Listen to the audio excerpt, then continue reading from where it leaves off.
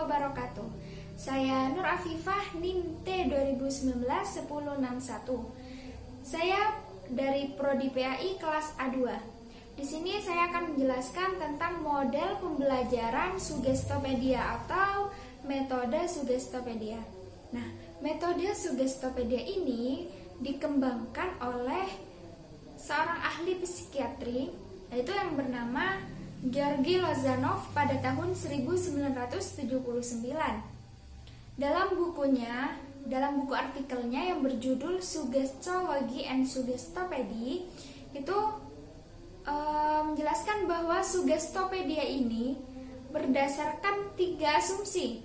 Yang pertama, bahwa belajar itu melibatkan fungsi-fungsi sadar dan bawah sadar manusia. Kemudian yang kedua, ini adalah siswa mampu belajar dengan cepat, lebih cepat dibandingkan dengan menggunakan metode-metode lainnya. Kemudian yang ketiga, ini adalah suatu proses belajar mengajar itu akan dapat terhambat karena beberapa faktor. Yang pertama, karena norma-norma atau aturan-aturan umum yang berlaku di masyarakat. Kemudian yang kedua, itu karena suasana yang kurang serasi, suasana yang tidak santai, itu dapat menghambat proses belajar mengajar. Kemudian yang ketiga, ini suatu potensi yang dimiliki oleh peserta didik yang tidak atau kurang dimanfaatkan oleh gurunya. Nah, menurut Lozanov itu percaya bahwa peserta didik atau siswa itu akan bisa maksimal jika memaksimalkan pikiran mereka untuk belajar. Namun nyatanya menurut Lozanov bahwa manusia itu hanya bisa memaksimalkan kapasitas otaknya hanya 5-10% saja. Jadi upaya yang dilakukan oleh Lozanov ini adalah memberikan sugesti. Jadi perlu adanya sugesti dalam proses belajar mengajar, sehingga lebih cepat meresapi dan memahami materi yang disampaikan. Kemudian dalam belajar itu banyak sekali tantangannya yang dihadapi oleh peserta didik. Jadi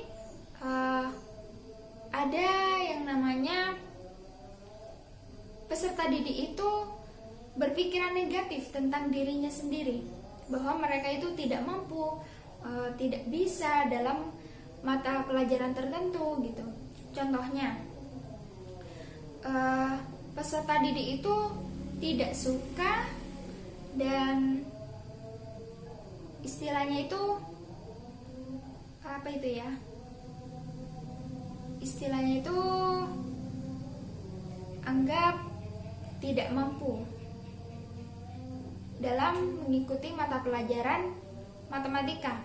Nah, sebenarnya itu mampu, tapi karena peserta didik itu berpikiran negatif kalau dirinya itu tidak mampu mata pelajaran matematika ini karena sulit, entah gini, entah gitu. Kemudian dari situ akan menghambat proses belajar siswa tersebut. Karena apa? Karena dirinya itu sudah dihalangi, sudah ada tembok penghalang. Karena itu tadi berpikiran negatif kalau dirinya tidak bisa, sehingga saat menerima mata pelajaran itu itu lambat atau tidak mudah meresapi materi pelajaran yang disampaikan. Kemudian dari persoalan tersebut muncullah yang namanya metode Sugestopedia, karena dalam metode ini memberikan sebuah pengaruh sugesti kepada peserta didik. Selain itu, Sugestopedia ini menggunakan musik yang dipercayai bahwa dengan musik itu siswa dapat meresapi, memahami materi dengan lebih rileks, santai, dan tidak tegang saat belajar. Karena kalau suasana belajarnya itu rileks, santai, dan tidak tegang, itu bisa memacu, meningkatkan motivasi belajar siswa.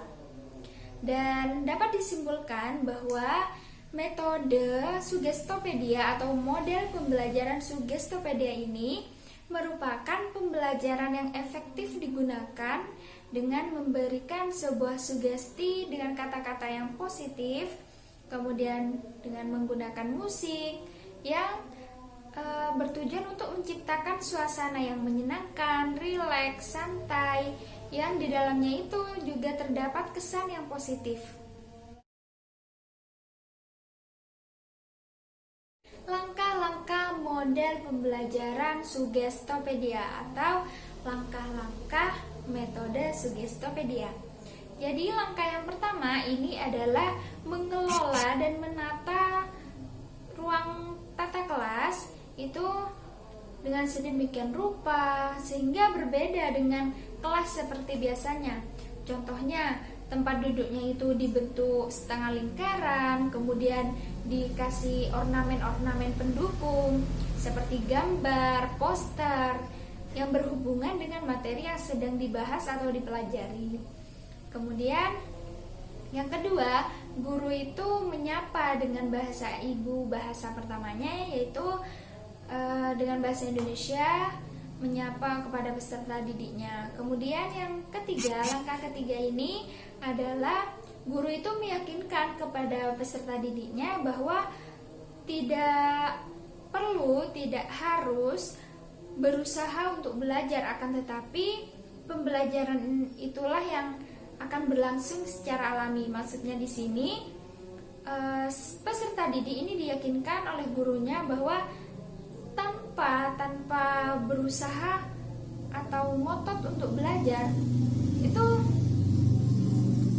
secara tidak sadar dalam proses pembelajaran yang dengan menggunakan sugesti, pemberian sugesti ini itu secara alami peserta didik itu sudah dinyatakan dengan belajar. Kemudian yang selanjutnya itu adalah memperdengarkan musik. Memperdengarkan musik, biasanya musiknya itu musik klasik yang diarahkan untuk siswa itu lebih rileks, terus lebih santai, dan dengan menggunakan dan dengan cara menarik nafas yang panjang terlebih dahulu supaya lebih tambah rileks. Kemudian langkah selanjutnya itu ada namanya guru itu mengajak berimajinasi kepada peserta didiknya dengan memejamkan matanya sambil guru tersebut memberikan sugesti dengan kata-kata yang positif, kata-kata motivasi yang dapat memacu semangat belajar siswa dengan yang berhubungan dengan materi itu, materi yang sedang dipelajari. Kemudian saat ketika peserta didiknya itu sudah membuka mata, itu diperintahkan untuk langsung bermain peran. Contohnya saat dilakukan pemberian sugesti atau sedang contohnya ada di berimajinasi bahwa peserta didik itu berada di luar negeri digunakan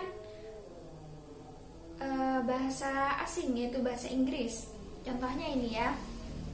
Jadi saat peserta didik itu memejamkan mata, si guru itu memberikan perintah, memberikan motivasi dan kata-kata yang positif bahwa kalian itu harus percaya diri bahwa kalian bisa menggunakan bahasa Inggris, dan di sana itu nanti banyak yang menanyakan atau kita peserta didik itu yang bertanya kepada orang-orang sana. Nah, saat sudah membuka mata, si peserta didik itu langsung berdialog, langsung bercakap-cakap dengan temannya itu dengan menggunakan bahasa Inggris gitu. Itu contohnya. Kemudian langkah selanjutnya guru itu membaca sambil memperdengarkan musik. Dan langkah yang terakhir, ini guru tidak memberikan pekerjaan rumah, tidak memberikan PR kepada peserta didiknya. Sekian dari saya, kurang lebihnya mohon maaf. Wassalamualaikum warahmatullahi wabarakatuh.